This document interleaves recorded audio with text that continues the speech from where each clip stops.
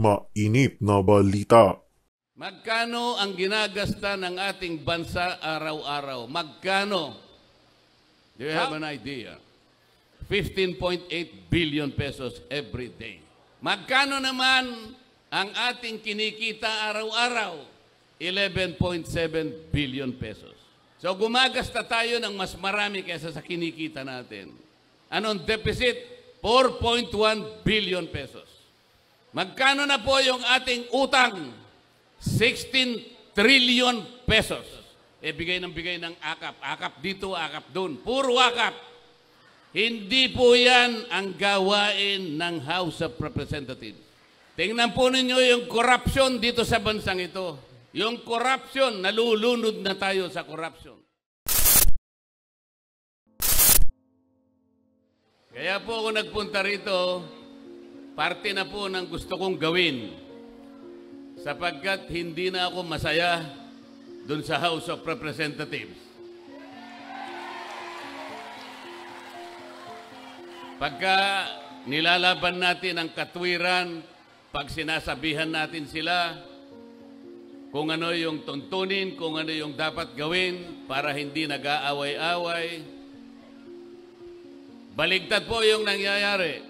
Pag ako na nagsasalita, guguluhin nila ako, pagtutulong-tulungan nila ako, pati nga po yung hopya na kinakain ko, kukunin pa nila. Ganun po yung mga taong yon.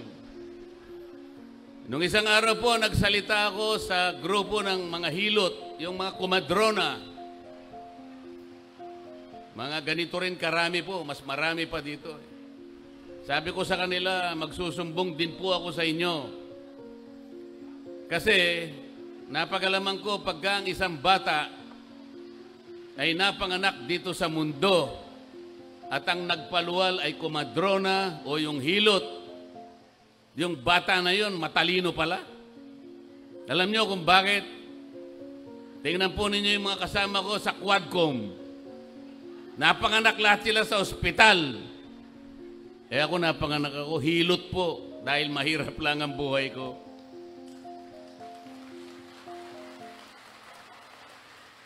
Napanganak sa ospital, tingnan nyo, pumurol ang mga ulog. Sabi nila, magkaisa tayo. Gumawa sila ng manifesto. Kailangan kanya magkaisa tayo sa katapatan at paninindigan para alagaan natin ang ating bansa. Paanong pagkakaisa yon? Paanong magkakaisa ang isang bansa kapag ini-impeach mo ang Vice President? Hypocrisy. Nagpapanggap. Nagbabalat kayo. Ano po yung nagpapanggap sa Bisaya para ma-emphasis? Ha? Nagpakaroon ingnon. Oh, yun. Translator ko ha? Sabi ko, pagtulungan natin, napakaraming problema ng bansa natin. Ang kuryente, napakataas ang kuryente sa bansang ito. 10 bills, power bills ang ipinail ko. Wala kahit isa ang dininig sa committee. Paano ba puro Quadcom na lang? Lahat ng panahon, lahat ng atensyon binigay lahat sa Quadcom. Wala nang panahon para dinggin yung mga panukalang batas na makakabuti sa tao. Ano po ba ang layunin ng ating batas sa kuryente na ginawa 23 years ago? What is the objective of that law that was enacted in 2001 or 23 years ago? To ensure the delivery of quality and reliable and affordable rates of electricity in this country. So pag sinabi mong secure and reliable, walang brownout. Pag sinabi mong affordable, abot kaya. Abot kaya. Sa Bisaya, barato. O yan, nakita nyo naman. Hindi mo alam yon, Senador Philip Salvador. Yun ang pangunahing layunin. Pero hanggang ngayon, after 23 years, abot kaya ang kuryente, abot langit. Tinanggal nila ako sa Committee on Energy. Pag sinasabi ko, walang hustisya ang ginagawa natin, you are not following the rule of law, tinanggal nila ako sa Justice Committee. Kasi i-impeach nila yung Vice President. Para hindi na ako siguro makasali, tinanggal nila ako sa Justice Committee. Ang sabi ko sa kanila, yun ang akala nyo. Subok-subukan ninyo na i-impeach ang Vice President. I will suggest to her that she should engage me as her defense counsel. Yehey! Kasi mali na po ang nangyayari. Wala nang hustisya. Sabi ko sa kanila,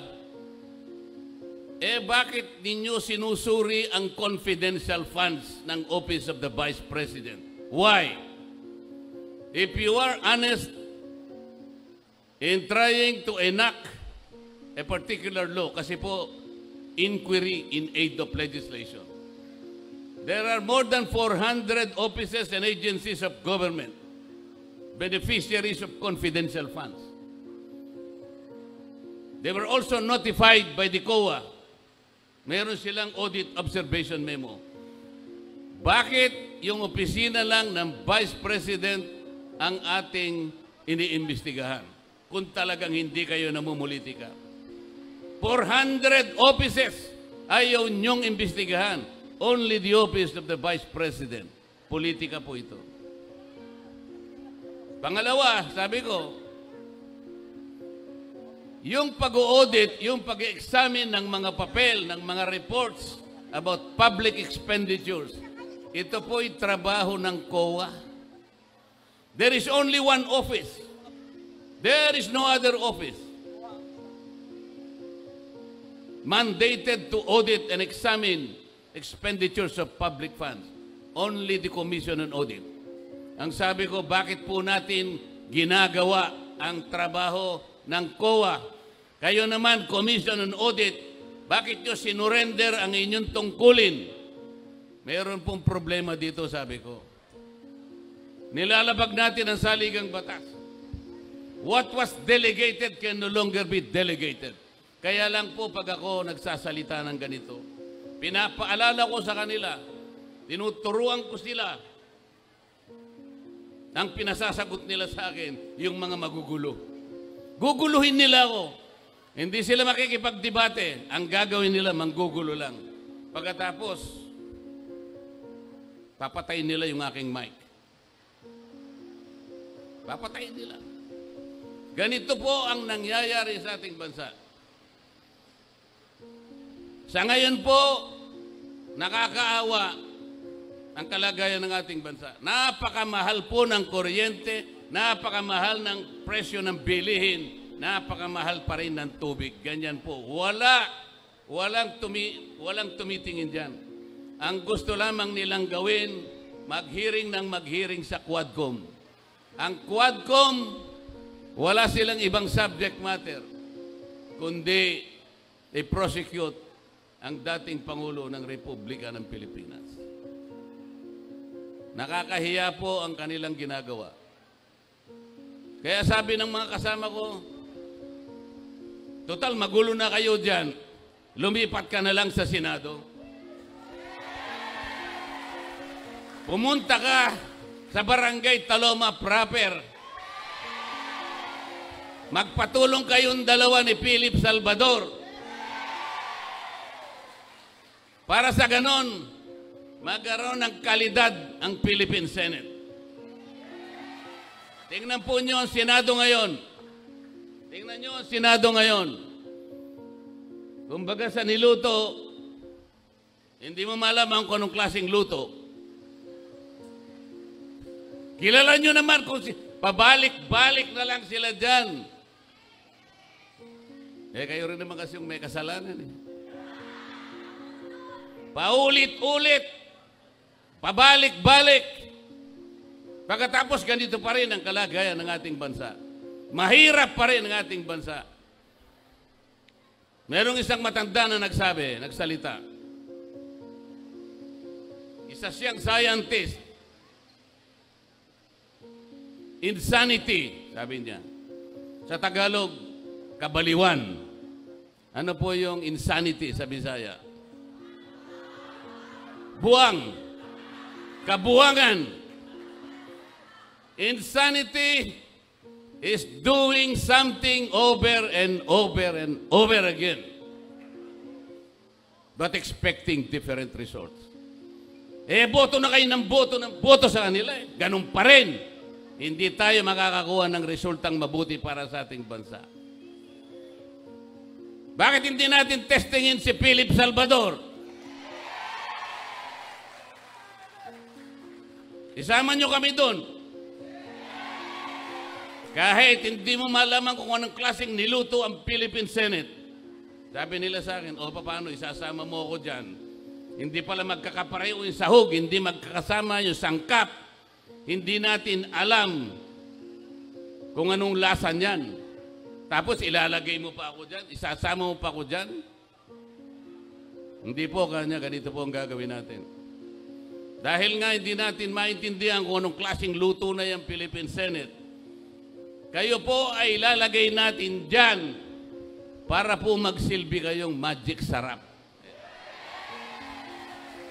Baka po sa lasa, magkaroon man lang ng lasa yung luto na yan, baka magkaroon tayo ng pag-asa. Tingnan po ninyo yung corruption dito sa bansang ito. Yung corruption, nalulunod na tayo sa corruption. Magkano ang ginagasta ng ating bansa araw-araw? Magkano? How much does this country spend every day? Do you have an idea? 15.8 billion pesos every day. Magkano naman ang ating kinikita araw-araw? 11.7 billion pesos. So gumagasta tayo ng mas marami kaysa sa kinikita natin. Anong deficit? 4.1 billion pesos. Yan po ang inuutang natin araw-araw. 4.1 billion pesos. Or about 270 million pesos every hour. Bagsak. Magkano na po yung ating utang? 16 trillion pesos. 16 trillion pesos. Bigay ng akap. Akap dito, akap doon. Puro akap. Hindi po yan ang gawain ng House of Representatives. Hindi po yun ang aming gawain. Wala po kaming gawain na kami ang magbigay ng kung ano-ano. Tingnan po nyo yung ginawa nila. Tingnan nyo yung politika. Ang budget po na pinresent ni Inday Sara, 2 billion pesos. Ano ang ginawa nila? Tinanggal po nila, sabi nila, hindi, gawin na lang nating 700 million. Kasi yung ibang budget mo rito, ginagawa na rin ng DSWD. Yung iba, ginagawa na rin ng DOH. Yung iba, ginagawa na rin ng CHED. So, para walang duplication, tanggalin na natin yan. 700 na lang ang budget mo, Madam Vice President. Pero tingnan mo, sila nang namimigay sa binibigay ng DSWD. Akap dito, akap doon, puro akap, puro akap. Kunin po ninyo yung pera, hindi kanila yon, pera ng gobyerno. Walang mangyayari po pagka ganito ang gagawin natin. Pag nagbigay ka lang puro ayuda, puro subsidy, hindi po lalakas ang ating ekonomiya. Ang mangyayari po niyan, pagkakuha ng pera, pupunta po sa mall, wala na. Wala na. Walang production na katapat. Hindi aandar ang manufacturing. Hindi aandar. Kailangan po umandar ang manufacturing para tumaas ang ekonomiya, maraming trabaho ma-generate, maraming produkto ang makukuha, bababa ang presyo ng pagkain. Yun po ang dapat natin gawin. Ang pinaka-problema ng Kongreso ngayon, yun pong oversight function, wala na pong nagbabantay. Marami pong batas na magaganda. Pero, wala na pong nagbabantay sa pagpapatupad ng mga yan. Katulad po ng sinabi ko sa kuryente, 23 years ago, dapat mababa ang kuryente. After 23 years, mataas pa rin ang kuryente. Tingnan po nyo yung mga barangay. Ilan ang barangay sa buong Pilipinas? Ilang bilang po? 42,000 barangays in this country. Ilang porsyento po ng 42,000 barangays ang nakatitindig sa sariling paa? How many percent are self-reliant? 2%. 98% gumagapang. Magkano ang sweldo ng kapitan? Average, buong Pilipinas, 5,000 pesos. 5,000 pesos. Sa ibang affluent barangays, 38,000 pesos. Hindi magkakapareho. Magkano ang tanod? 800 pesos a month. Paano mabubuhay ang tanod? 800 pesos a month. 24/7 ang trabaho. Ito ang problema. Meron akong panukalang batas, ayusin sana natin ito. Sana yung agwat, yung layo ng kinikita between 5,000 pesos and 38,000 pesos, medyo mapagdikit lang ng konti.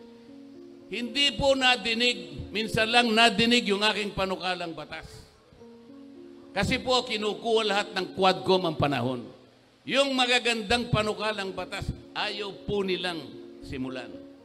Ang gusto nila lamang simulan ay kung paano uusigin ang Pangulong Duterte at kung paano i-impeach ang Vice President. Kaya ako nagpunta rito para malaman ninyo ang tunay na nangyayari sa ating bansa. Pagtulungan po natin, wag ko yung mawawala ng pag-asa. Sabi ko nga po sa inyo, kahit mahirap, kahit mahaba ang laban, wag po tayong matatakot.